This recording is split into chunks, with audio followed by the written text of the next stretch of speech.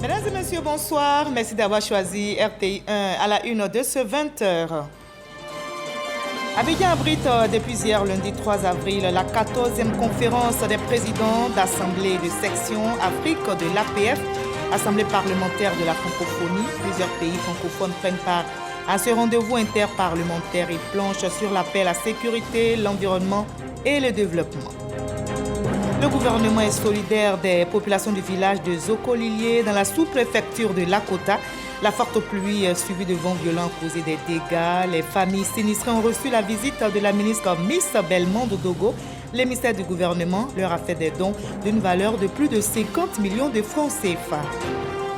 Le dossier EcoPlus de ce 20h fait une lucarne sur la pisciculture. Nous irons dans le Haut-Sassandra où les acteurs s'attellent à relever le défi de la productivité. La région abrite de nombreuses associations de pisciculture, mais elles font face aux difficultés d'accès aux intrants de qualité. Quelle solution? Réponse tout à l'heure. Enfin, aux États-Unis, l'ancien président américain Donald Trump s'est présenté aujourd'hui au tribunal de New York pour se voir notifier les motifs d'inculpation dans l'affaire des pots de vin qu'il aurait fait verser à une ex-actrice pornographique pour acheter son silence. Donald Trump a plaidé non coupable. Soyez les bienvenus sur RTI 1. Abidjan abrite depuis hier, lundi 3 avril, la 14e conférence des présidents d'Assemblée et de section Afrique de l'APF, Assemblée parlementaire de la francophonie. Plusieurs pays francophones prennent part à ce grand rendez-vous interparlementaire dans la capitale économique ivoirienne et ils planchent sur la paix, la sécurité, l'environnement et le développement. Le reportage est signé Moussa Kounati. 14e réunion des présidents d'Assemblée et section Afrique de l'APF, Assemblée parlementaire de la francophonie. Les parlementaires des États francophones sont réunis à Abidjan, la capitale économique, pour une fois de plus échanger sur les questions de sécurité et de développement. Nous continuons de suivre avec beaucoup d'attention l'évolution de la situation politique dans la zone sahélo-saharienne. Les événements récents dans cette zone touchent plusieurs pays dont les parlements sont membres de notre Assemblée. Il s'agit là d'un défi pour la communauté francophone. Démontrer qu'elle a toute sa légitimité lorsqu'elle est appelée à intervenir sur des enjeux de démocratie, de droits de l'homme et surtout de paix. L'APF, organe consultatif de l'Organisation internationale de la francophonie. L'institution souhaite donc une meilleure coopération interparlementaire pour relever les nombreux défis.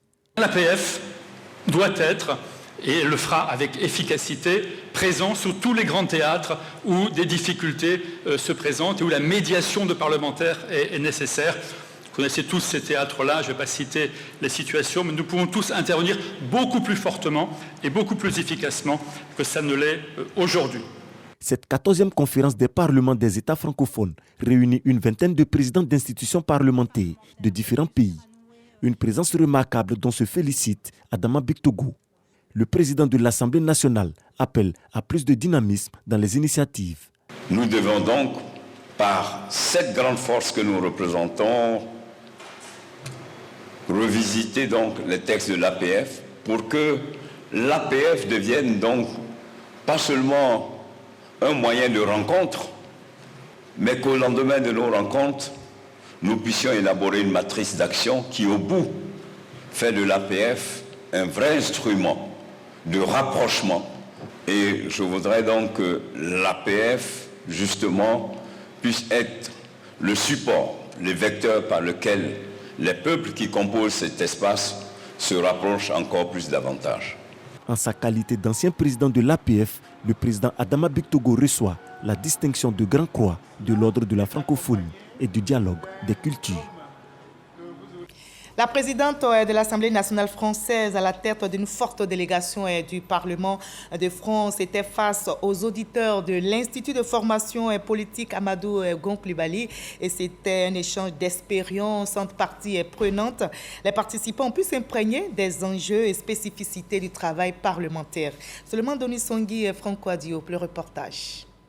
Présidente de l'Assemblée nationale française, Yael Braun-Pivet, est dans les locaux de l'Institut de formation politique Amadou Gon Coulibaly au programme Rencontre avec les auditeurs, et entretien autour de son parcours. Nous nous engageons en politique parce que nous poursuivons un objectif qui est bien plus grand que nous, qui est un objectif que nous partageons tous, quelles que soient nos opinions politiques. Nous poursuivons un objectif d'intérêt général. Et cet engagement politique à la poursuite d'un intérêt général est une action qui ne se déroule pas pour soi-même, mais pour autrui.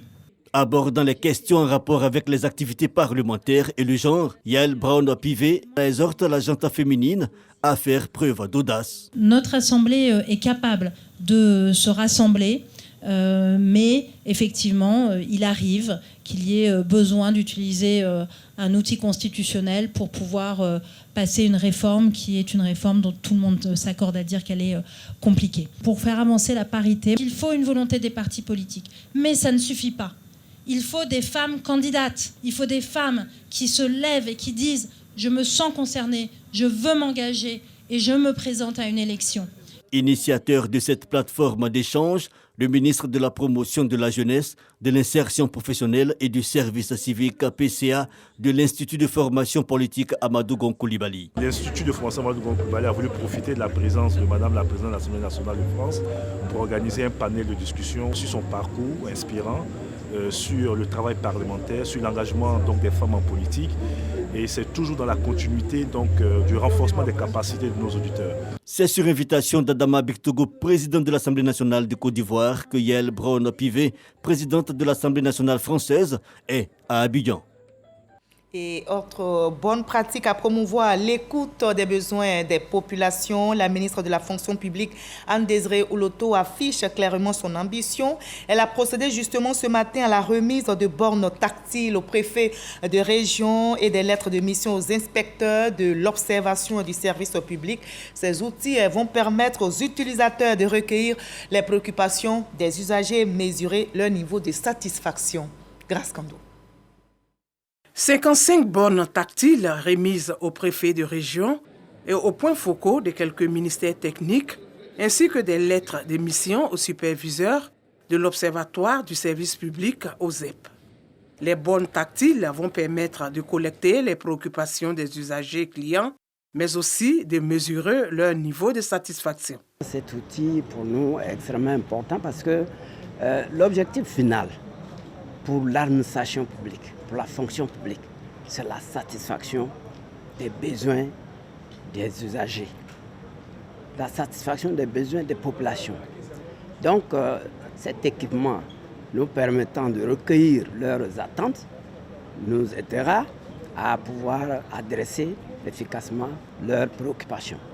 34 cellules focales seront redéployées dans les régions. Ces cellules focales seront gérées par des superviseurs qui seront chargés de promouvoir l'OSEP et ses missions, ainsi que la stratégie de digitalisation de notre administration en mode conduite de changement dans les localités, notamment dans les régions. De mener des actions d'autosaisine relativement à des dysfonctionnements et ou à de bonnes pratiques, ou je dirais pratiques prometteuses du service public. La ministre de la Fonction publique invite les utilisateurs à être à la hauteur des attentes des usagers clients. Je vous invite à nous soutenir dans cette vision, celle de répondre avec célérité aux besoins de nos concitoyens. La satisfaction des usagers de nos services publics doit être le moteur de toutes nos actions. La collaboration est une nécessité et elle est notre force commune si nous agissons de concert. L'un des défis importants de l'Observatoire du service public reste le rapprochement des populations de ces services sur l'ensemble du territoire national en vue du renforcement de leur proximité. Et je vous conduis à l'Institut d'histoire, d'art et d'archéologie africain à Treichville qui vient d'abriter un atelier de redynamisation et de création des filières professionnelles.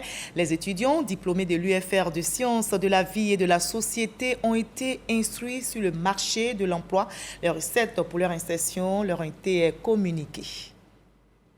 Professionnaliser les formations universitaires. Le besoin est réel pour les sciences de l'homme et de la société. La vision du ministre de l'Enseignement supérieur et de la Recherche scientifique est de mettre en place des filières professionnelles. Nous avons longtemps fonctionné avec les filières classiques.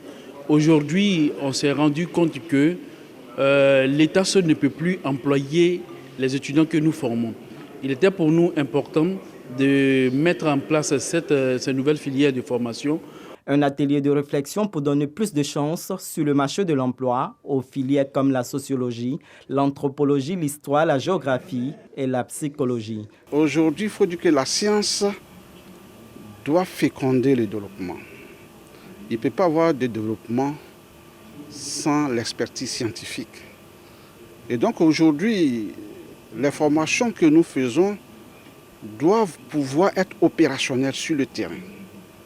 C'est pourquoi, à côté des filières classiques que nous avons qui conduisent au doctorat, il est important qu'il y ait aussi ce qu'on appelle des filières professionnalisées. Nous avons une UFR qui a de gros effectifs et donc évidemment, vous pouvez imaginer que la question de l'employabilité se pose avec beaucoup d'acuité. La dynamisation des filières ouvertes sur la profession, sur l'employabilité, est une opportunité. Face aux stéréotypes de manque de débouchés autour de ces filières, cette professionnalisation est comme une bouffée d'oxygène pour les étudiants. C'est un peu plus théorique ce que nous faisons à l'UFR, créer ces outils de professionnels.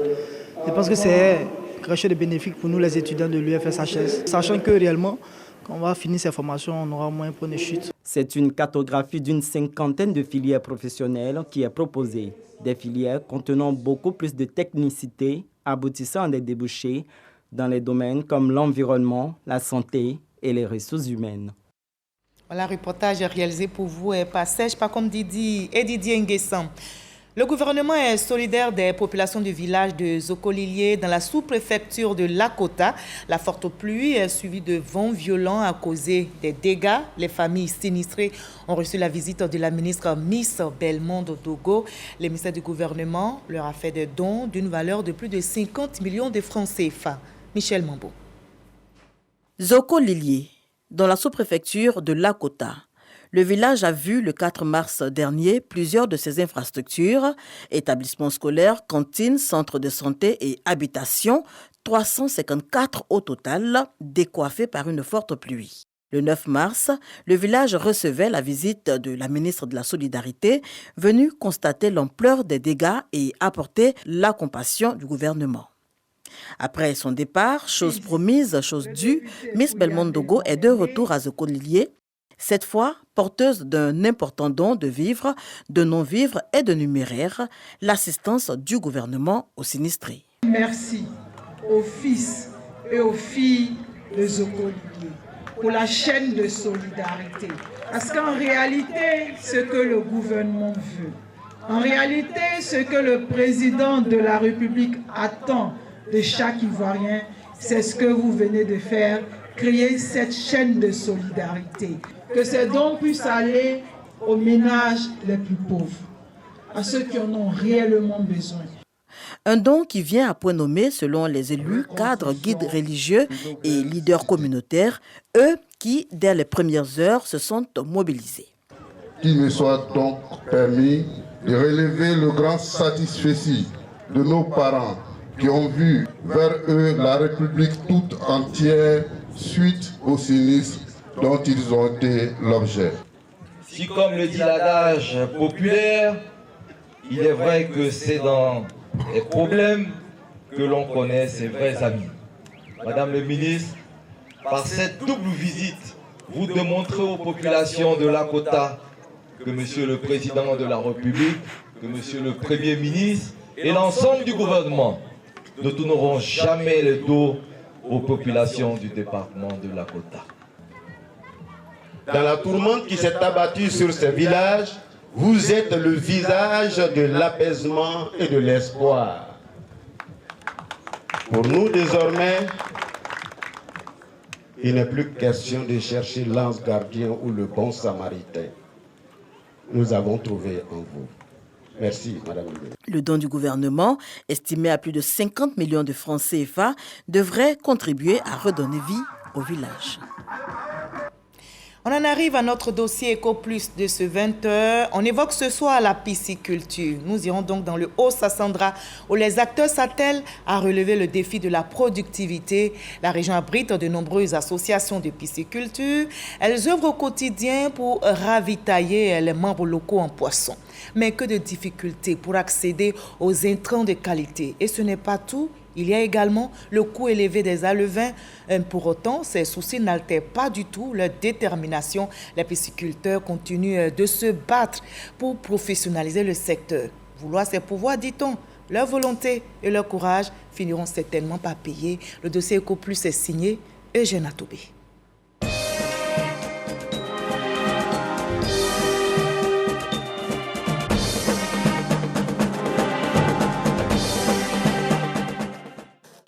Dans le campement de Mebo, au milieu de vastes champs de cacao et de véa, ils se sont retrouvés en réponse à l'appel de leur président. Ce sont les membres de la coopérative des pisciculteurs de Zoukoubeu, chef-lieu de département dans la région du Haut-Sassandra. En seulement 2 ans d'existence, 6 sections ont été installées. Chaque pisciculteur, pour ses débuts, bénéficie d'un système d'aide et assistance mis en place par la coopérative. Dans la pisciculture, personne ne peut le faire seul. Il faut le faire en groupe. C'est une opportunité puisque j'ai vu des gens qui ont déjà vendu. Et moi aussi, pourquoi pas moi aussi? Pendant le groupe d'entraide, il n'y a pas de retour sur investissement.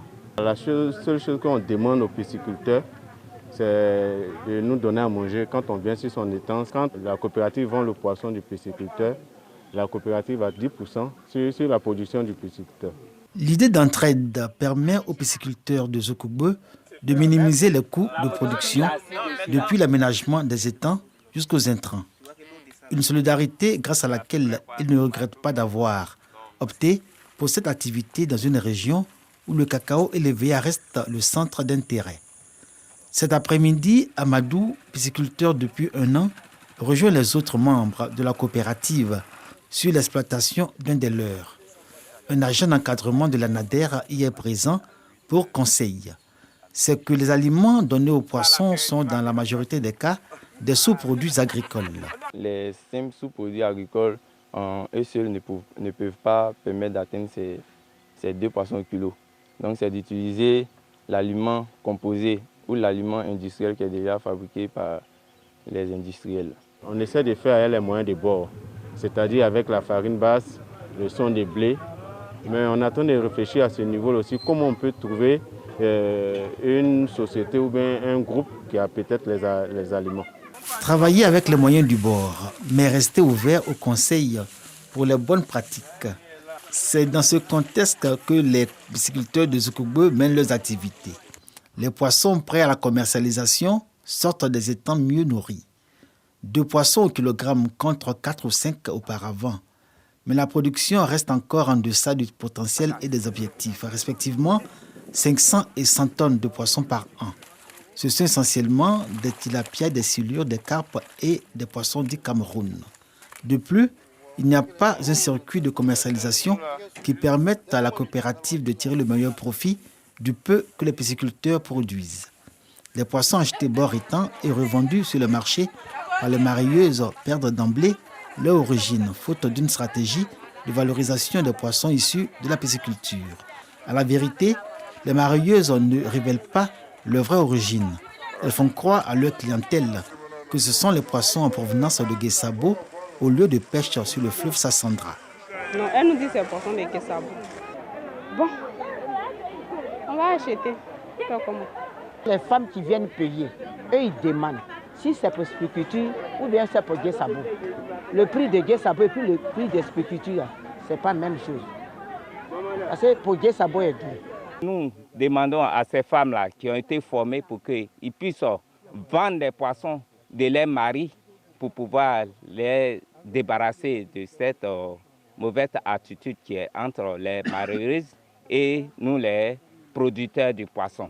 D'une localité à une autre, les difficultés, préoccupations, besoins et attentes se répondent. Comme ici, dans cette ferme agro-piscicole à Kramoa, village de la commune de Daloa. Ce sont 3 hectares de bas-fonds qu'exploite Chekna Maïga.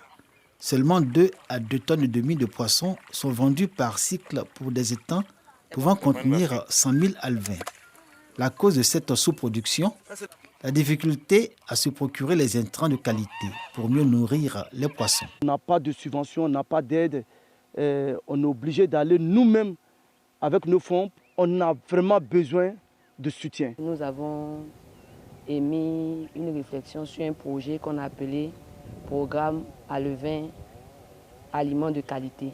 Nous irons au niveau des écloseries pour signer des partenariats et au niveau aussi des industries pour l'aliment. À Daloa, les pisciculteurs se sont regroupés pour créer l'Union régionale des aquaculteurs du Haut-Sassandra, une fêtière de 6 coopératives dont l'objectif est de valoriser et de professionnaliser la pisciculture, secteur dans lequel exercent 875 acteurs intégrant toute la chaîne de valeur. Face aux difficultés à obtenir les intrants, certains fermiers produisent sur place des alevins, à l'exemple de Fertico, ferme Thiro du centre-ouest. Une technicité dont peuvent profiter les autres pisciculteurs pour leurs besoins en alevins. Moi, je recommande tous ceux qui ont des petits étangs, 1 étang, 2 étangs, ils sont obligés d'acheter des alevins avec les fermes sébastiaires. Maintenant, lorsque tu as l'ambition d'aller plus loin, avoir une grande ferme où tu vas produire près de 50 000 alevins, moi je conseille plutôt aux pisciculteurs eux-mêmes de faire ça, de produire les alevins. En moins de 3 mois, ils peuvent avoir les 50 000 alevins. Ça leur permet de réduire les charges. Le système de production d'alevins de la ferme Thiro ne peut satisfaire la clientèle. La forte demande des pisciculteurs, ceux de Daloa comme ceux de Zoukoubou. C'est ici, dans cette écloserie, à l'entrée de la ville de Gonaté, sur l'axe Daloa-Boiflé, qu'ils viennent ravitailler. 2 souches, l'une brésilienne et l'autre dite boaké, sont disponibles. Au bout de 3 mois, grâce à la méthode d'inversion sexuelle, les alevins sont disponibles, vendus 50 francs CFA l'unité pour un poids de 3 grammes. Cette écloserie est la seule dans toute la région du Haut-Sassandra à fournir aux pisciculteurs les alevins qui vont ensuite peupler les étangs piscicoles. Les méthodes de nourrissage, les méthodes de production sont les méthodes les plus archaïques. J'utilise la farine basse de riz, j'utilise les sons de riz et certains même, ils mettent des alevins et puis ils abandonnent, là ils laissent pour que la nature nourrisse leurs poissons et puis à la fin de l'année, ils viennent faire des récoltes, mais vraiment de très très maigres récoltes. Donc le souhait, c'est que vraiment les décideurs puissent vraiment nous appuyer au niveau de la région pour rendre plus dynamique la filière aquacole en Côte d'Ivoire. Grâce à un partenariat signé entre l'Union régionale des aquaculteurs du Haut-Sassandra et l'écloserie de Gonaté, le besoin en alevins des pisciculteurs est une question en partie réglée. Reste celle des aliments composés ou industriels, dont le prix, selon les pisciculteurs eux-mêmes, a connu une montée en flèche. Le cœur à l'ouvrage, ils demandent un accompagnement de l'État pour le développement de l'activité, dans une perspective d'autosuffisance en poissons dans la région du Haut-Sassandra. Voilà, et seul le travail paye. Espérons donc que la cause des pisciculteurs sera entendue. C'était le dossier EcoPlus signé Eugène Atoubé. Le Conseil régional du Go poursuit ses actions de développement. Récemment, donc, cette collectivité décentralisée a érigé une nouvelle brigade de gendarmerie à Serio en vue de mieux assurer la sécurité des populations de ce village du département de Gagnoa. Et notez que le nouvel édifice a été mis en service par le 3e vice-président du Conseil régional, Sawé Bizier. Reportage signé pour vous d'Ogado Dogui, Aïpe Gagnoa et Mama Traoré de RTI 1. Après 52 km de distance, la délégation du Conseil régional du Gor, conduite par le 3e vice-président Sawé Bizier, arrive dans le village de Serio. Elle vient pour remettre les clés du tout nouveau poste de gendarmerie de cette sous-préfecture. D'un coût de plus de 27 millions de francs CFA, les nouveaux locaux de la gendarmerie de Serio comprennent 5 bureaux et autant de chambres de détention, ainsi qu'une grande salle, assez confortable pour remplacer valablement l'ancien poste que voici, devenu vétuste. Au nom du commandant de compagnie de la gendarmerie de Gagnoa, le MDL-chef Roland Guessan assure que tout sera fait pour que la population vive en tranquillité et en sécurité. Avant même qu'on ne construise le poste de gendarmerie, le bureau de gendarmerie, nous avions déjà construit un collège de proximité. Nous avions fait la clôture du centre de santé. C'est dire qu'ils ne sont pas oubliés. Le troisième vice-président du conseil régional du Gor rassure les populations que le nouvel édifice sera doté d'une clôture, comme le prévoit le budget 2023. Voilà, et nous sommes mardi aujourd'hui, et c'est un mardi saint pour l'Église catholique qui a célébré la messe chrismale. C'est une cérémonie au cours de laquelle l'évêque consacre, entre autres, les huiles. Ces huiles serviront pour les baptêmes célébrés lors de la vigile pascale et tout au long de l'année liturgique. On en sait plus avec notre reporter Logoriti. Mardi saint. À l'instar des 15 diocèses de Côte d'Ivoire, celui de Grand Bassam a célébré la traditionnelle messe chrismale à la paroisse Sainte-Anne de Port-Boué. Célébration au cours de laquelle l'évêque bénit l'huile des malades, celle des catéchumènes et consacre le Saint-Crème qui sert pour les sacrements à caractère indélébile, notamment le baptême, la confirmation, le sacrement de l'ordre et la consécration des églises. C'est la consécration de ces huiles par l'Esprit Saint qui fait la différence entre ces huiles et les autres. Donc la bénédiction des huiles est un signe même de la présence de Dieu parmi son peuple. L'engagement qu'on prend signifie qu'on se soumet à l'Esprit Saint pour que l'Esprit puisse continuer son œuvre. Voilà le sens du renouvellement des promesses et des engagements. Au cours de cette messe chrismale, les prêtres renouvellent leur engagement sacerdotal. Cette messe est le signe de l'unité de l'Église diocésaine autour de l'évêque. Ça doit avoir lieu normalement le jeudi matin, mais compte tenu de plusieurs réalités pastorales, les grandes distances et tout ça, on ramène cette célébration-là le mardi au matin. C'est un renouvellement qui appelle à nouveau la grâce du Seigneur sur chacun de nous pour que le sacerdoce qui nous a confié comme service de Dieu, service des hommes, soit toujours efficace. C'est une occasion pour faire un petit bilan de sa mission en tant que prêtre. C'est toujours une joie de redire sa fidélité, de redire son envie de servir le Christ à travers son Église. La célébration a rassemblé les fidèles venus de toutes les paroisses du diocèse de Grand Bassam. Après la messe chrismale, le jeudi saint, les fidèles vont vivre la Sainte Seine qui consacre l'institution de l'Eucharistie et du sacerdoce. Autre temps fort du jeudi saint, le lavement des pieds, signe d'humilité qui rappelle l'abaissement du Christ. Voilà, reportage réalisé pour vous par Logoriti et Michel Mambo, chrétiens musulmans, jeunes en ce moment et pris pour leur pays, la Côte d'Ivoire et la solidarité se portent au mieux. Le ministre d'État, ministre de la Défense, Téné Birahima Ouattara, président du conseil régional du Tchologo, solidaire de la communauté musulmane de sa région. En cette période de jeûne du Ramadan, il a fait un important don en vivre à Ouangolo-Dougou. Les bénéficiaires saluent cette action. Kader Sogodogo. Ouangolo-Dougou, permanence du député Traoré Drissa. Des tonnes de riz et de sucre. C'est un don du ministre d'État, ministre de la Défense, Téné Birahima Ouattara, président du conseil régional du Tchologo. C'est sa contribution en cette période de jeûne du Ramadan. C'est une tradition pour le ministre d'État, ministre de la Défense. À cette période, il fait parler son cœur en donnant plusieurs tonnes de vivres. Nous voulons lui traduire notre infinie gratitude. Les populations de Ouangolo-Dougou restent reconnaissantes à leurs bienfaiteurs. C'est des dons qui portent un message très fort. Alors pour cela, je voudrais dire merci d'abord à Monsieur le Président de la République, ensuite à Monsieur le Président du Conseil régional. Comme chaque année, les populations de Kong et de Fekese-Dougou ont également bénéficié de la solidarité agissante de Téné Birahima Ouattara. Elle continue d'élever des prières pour lui et pour la Côte d'Ivoire.